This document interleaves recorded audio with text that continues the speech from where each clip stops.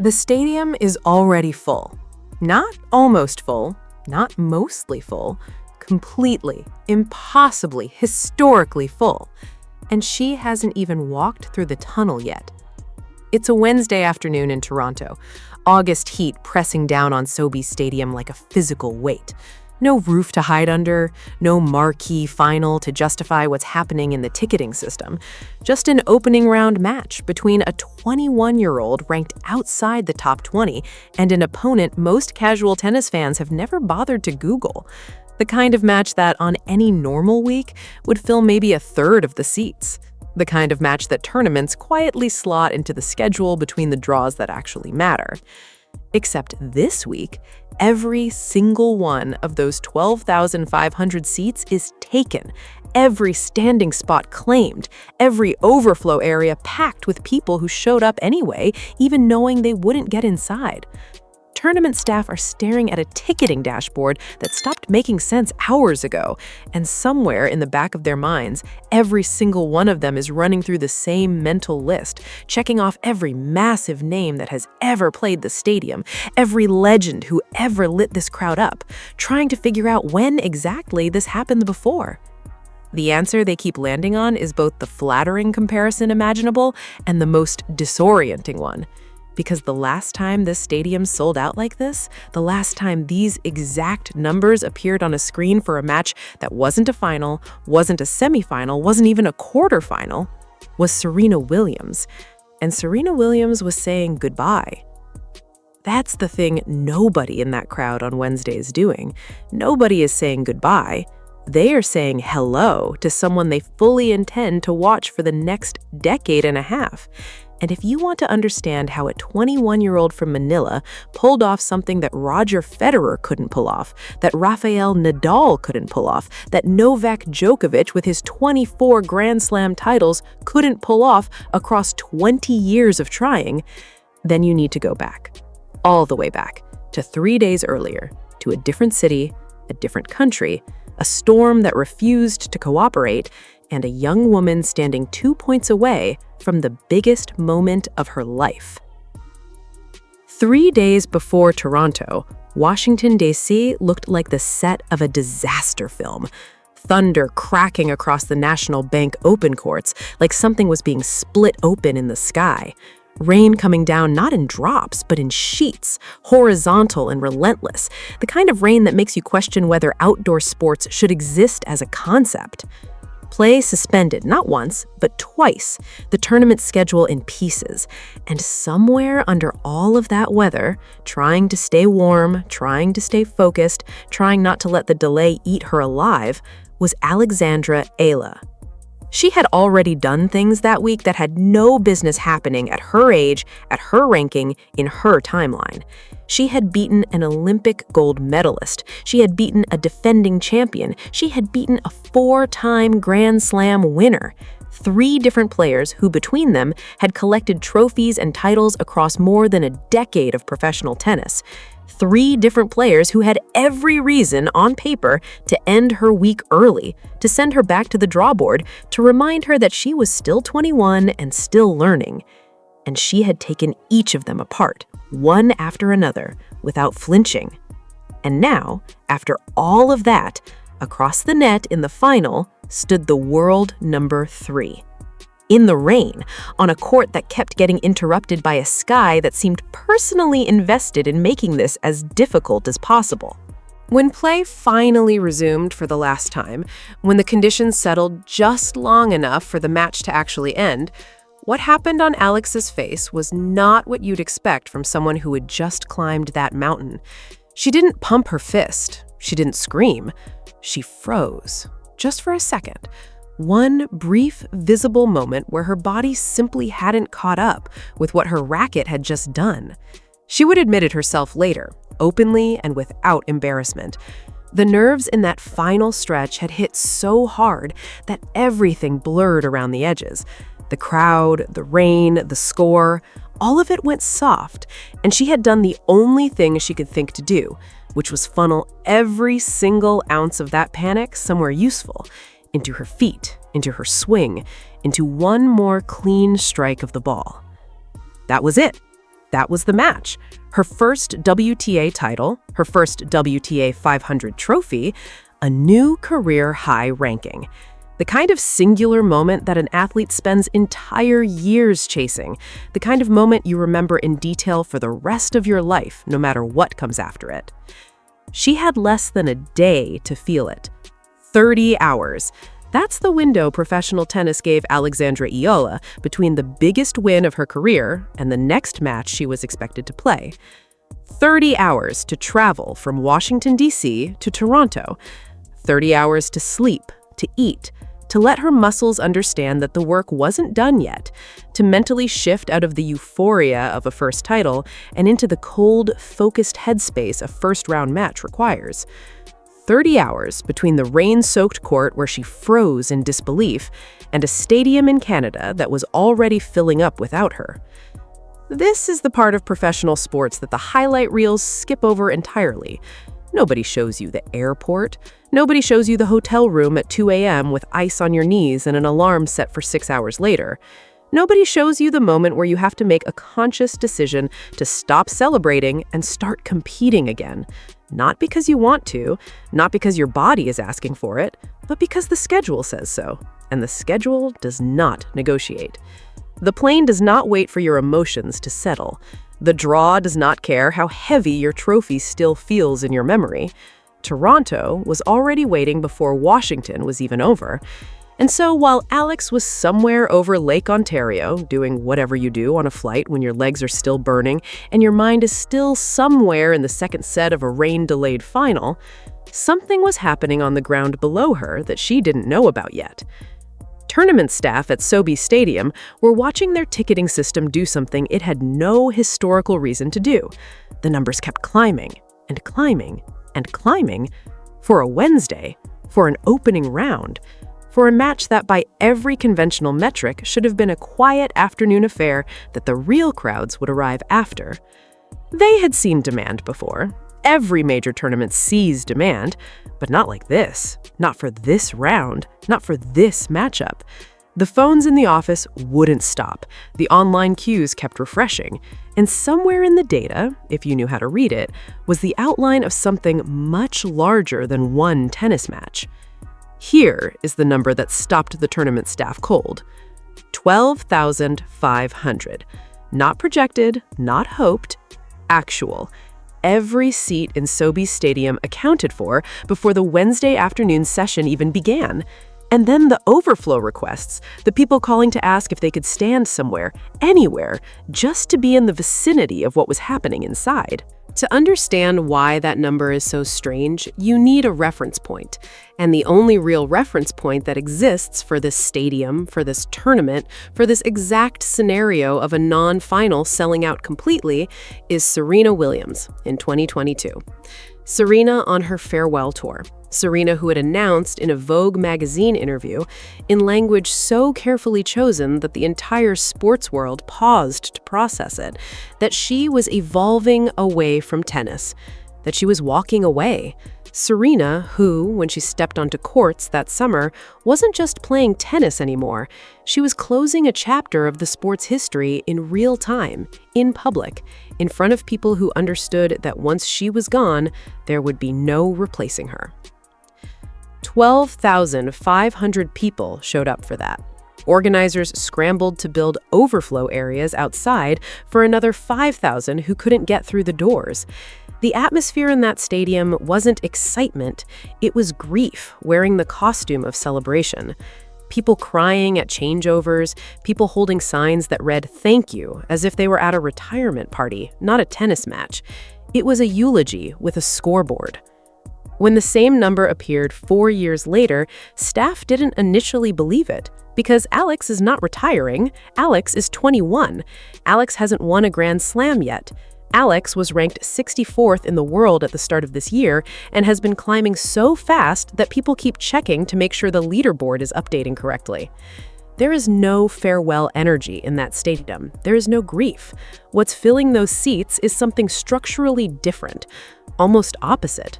Something that the sports world doesn't have a cleaner word for because it happens so rarely. It's belief in a beginning, And a crowd that believes it is watching a beginning behaves differently than a crowd saying its goodbyes. It gets louder. It gets more protective.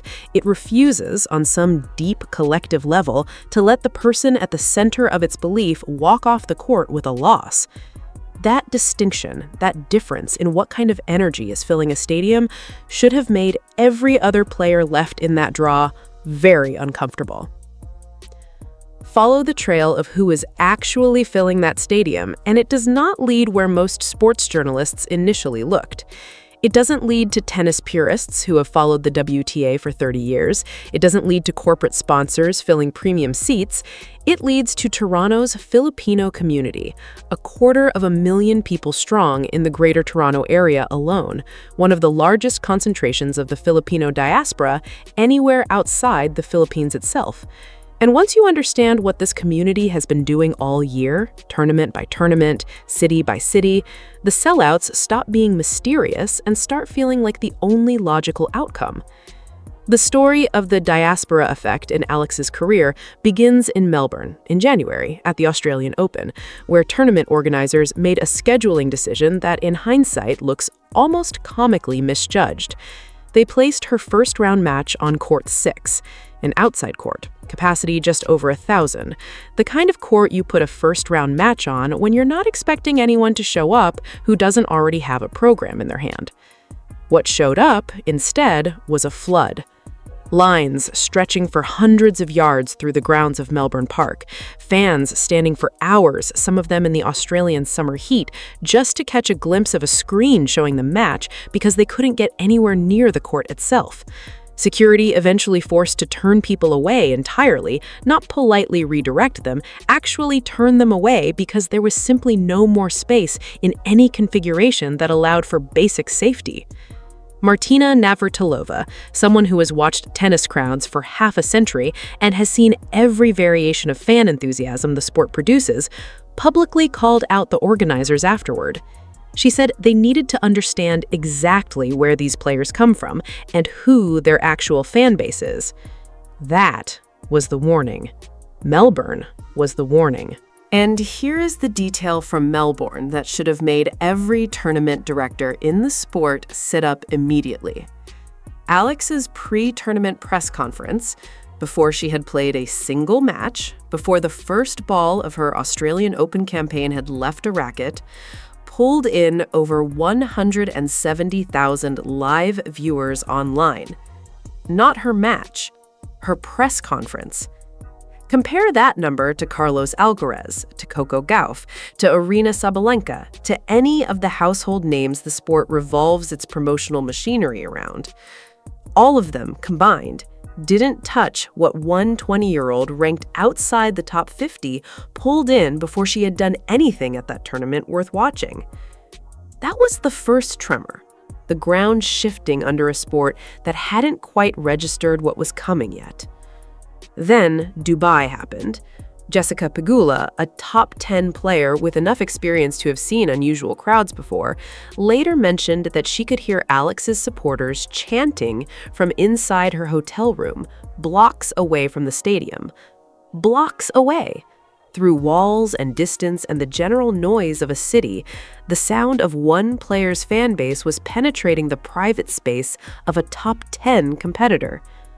Then Wimbledon happened, the most tradition-bound, protocol-enforced, famously reserved tournament on the entire calendar. The place where applause is measured, where crowds are polite almost to a fault, where the emotional temperature of the stands has been calibrated to a kind of respectful appreciation for over a century. And even there, Alex looked up mid-match to find Philippine flags, a sea of them. Where she had every reason to expect polite English applause and maybe a few courteous cheers, there were flags and noise and the unmistakable feeling of an organized presence that had traveled to be there. Then Washington happened, and the chairman of that tournament said something afterward that cut right to the core of what's been building all year.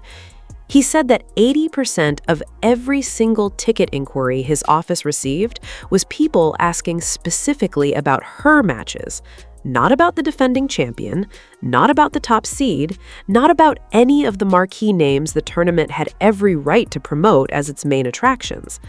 About her. About which court she was on, about what time she played, about whether there were still seats available for her specific matches. Every stop on the tour, the pattern repeats, and every time it repeats, it intensifies. Australia to Dubai to Wimbledon to Washington to Toronto. And each time, the people running these tournaments are caught flat-footed, scrambling to retrofit their infrastructure to accommodate something their models never accounted for. Because their models measure forehands and rankings and historical attendance data, they don't measure what happens when a community that has spent decades feeling scattered across the world, present in many places but centered nowhere, suddenly finds one person who carries their flag onto the biggest stages in the sport and refuses to put it down. After winning in Washington, a reporter asked Alexandra Eala what it felt like to have become this popular, this fast, across the entire world. She didn't reach for a statistic, she didn't thank her team or her sponsors or deflect into tennis language about working hard and staying focused. She paused. The kind of pause that means someone is actually thinking rather than reaching for a prepared answer. And then she reframed the entire question in a single sentence. She said that maybe the real question wasn't about her at all, that maybe the real question was about what it means right now to be Filipino. Then she said 2 words in Tagalog, words of gratitude aimed not at herself, not at her performance, not at her ranking, but at the people in the crowd and the people watching on screens and the people who had flown across oceans and set alarms for the middle of the night just to watch her play tennis. 2 words that started appearing almost immediately on flags and signs and social media captions across a dozen countries, because something in the way she said them, something in the direction she pointed her own spotlight, landed differently than any victory speech anyone expected. That answer is the key to everything. That answer is why nurses in Birmingham are booking flights to tournaments they would not otherwise attend. It's why engineers in Berlin are staying up until 3 in the morning to stream matches that are happening in American time zones. It's why students in Melbourne and families in Toronto and groups of friends in cities across the diaspora keep finding ways into stadiums that logically should not have room for them. She turned her own spotlight around and pointed it at millions of people who had never had one pointed at them before.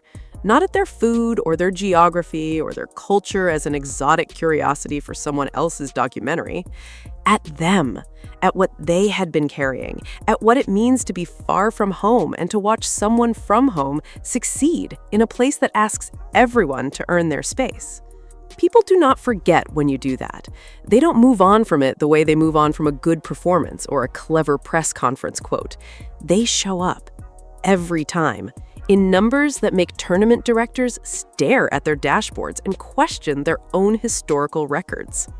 The match in Toronto is not against an abstraction. It's against Alicia Parks, and Alicia Parks is not a comfortable first-round draw.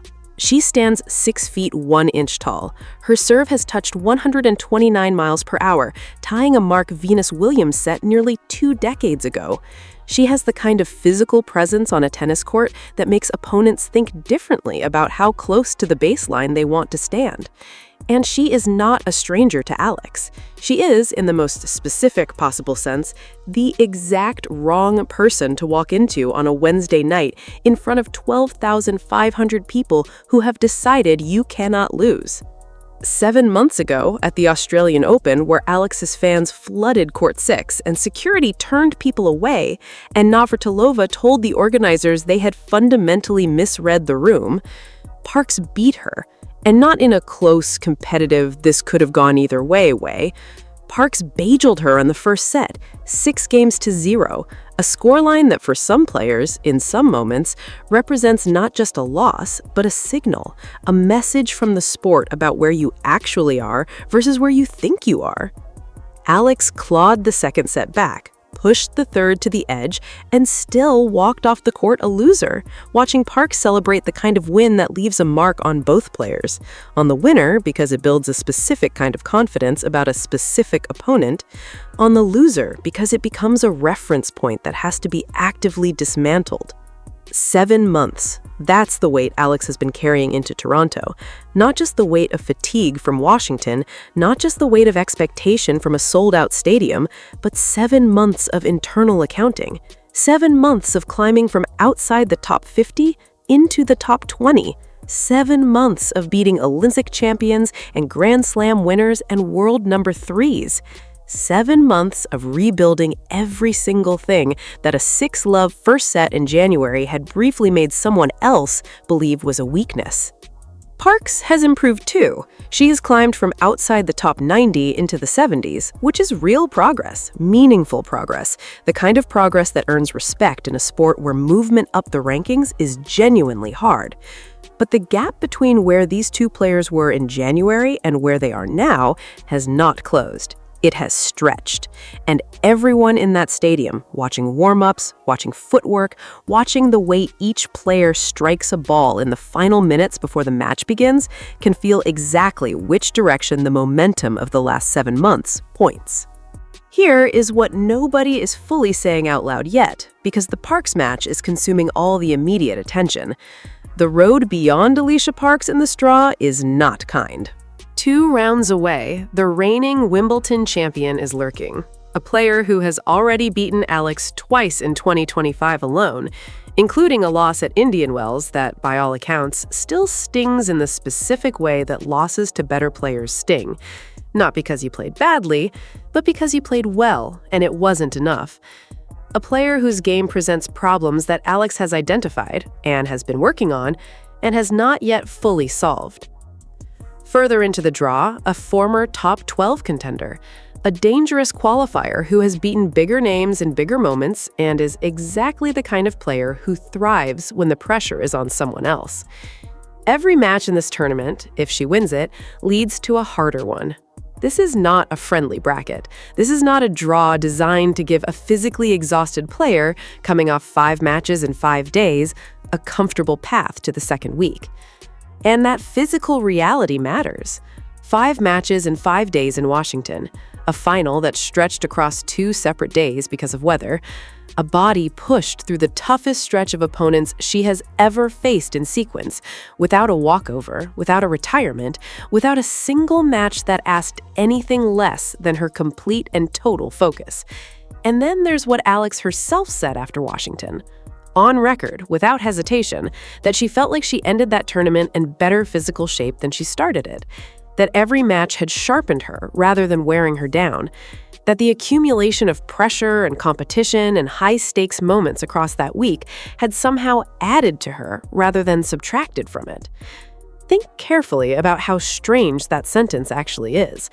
Think about what it says about how this particular athlete processes competitive stress. Most players at any level will tell you that 5 tough matches in a week leave them drained, not physically broken, not injured, but noticeably depleted in the fine margins that matter. She is describing the opposite experience. She is describing a system that runs hotter and sharper the more it is asked of. Whether that's genuine physiological resilience or adrenaline still talking from the trophy ceremony, Toronto is about to find out in real time, in front of a crowd that is constitutionally incapable of being neutral about the answer. Here's the larger shape of what this summer is becoming. This is not a story that ends in Toronto. Toronto is not the destination, it's not the climax, it's not even close to the most important stop on what this year is building toward. After Toronto comes Cincinnati, another elite-level event packed with top 20 players, and the kind of draws that separate genuine contenders from players who are having a good month. After Cincinnati comes the US Open, the biggest stage in American tennis, the tournament that each year absorbs the accumulated narratives of the entire summer and sharpens them into something definitive. The US Open is where careers get named. It's where a player who has been building and climbing and collecting wins against ranked opponents either announces themselves to the sport's permanent record or discovers that the gap between very good and all-time great is wider than momentum alone can bridge. There is no soft landing between here and that tournament. There is no gentle stretch of recovery matches to give her legs a rest and her mind a break. The schedule gives nothing back. What is happening this summer with Alexandra Eala is not a conventional sports story. A conventional sports story has a clear arc. Young talent emerges, develops, breaks through, and eventually either justifies the early hype or quietly falls back into the pack of very good players who never quite made it to the level the early coverage suggested. Clean narrative, predictable shape. This doesn't have that shape. The sellouts came before the title. The 170,000 press conference viewers came before anyone outside the sport knew her name. The Philippine flags at Wimbledon came in a place where no one expected them, before anyone had told the All England Club that something new was moving through the sport. The story is building in every direction at once, which is what stories do when they are not yet finished. She is 21 years old. She has one WTA title to her name. She has never lifted a Grand Slam trophy. She has never been ranked inside the top 20 for any extended period of time. By every traditional metric, she is a promising young player with an exciting future and a fan base that the sport is still learning how to account for. And by every non-traditional metric, she is already doing things to the sport that people with 24 Grand Slam titles between them never managed to do. That contradiction is not a puzzle to be solved. It is the story itself. It is the thing that is actually happening while everyone is trying to fit it into categories that were built for a different kind of athlete in a different era of the sport. So let's end where the story actually lives right now. Not in the history books, not in the eventual Grand Slam record, whatever it ends up being. Here, in Toronto, in August, in a stadium that has no business being this full on a Wednesday afternoon. 12,500 people are about to watch Alexandra Eala walk onto a court against the woman who bageled her 7 months ago. And somewhere beyond this match, there's Cincinnati. And beyond that, there's New York and the US Open, and a draw that has never once cared about storylines or momentum or how good the narrative arc is. The tournament will simply happen, and she will either be in it or she won't. But here is the question that the summer of 2025 is actually asking, the one that this story keeps circling without quite landing on directly. What happens when the pressure stops being something she survives and starts being something she needs? Because if the last 7 months are evidence of anything, it is that Alexandra Eala does not wilt under the weight of a sold-out stadium chanting her name. She has been tested in that environment now, repeatedly, in city after city against player after player, and what the evidence shows is not a young woman enduring the pressure of an enormous fan base. It shows someone who appears to draw energy from it. Someone who, by her own account, ends harder weeks in better shape than she started them. Someone who froze for 1 second after the biggest win of her life, and then 30 hours later was on a plane to the next one. There is a version of this story where the weight becomes too much, where the expectation compounds until it curdles into something that trips a player rather than lifting her. Sports history is full of that version.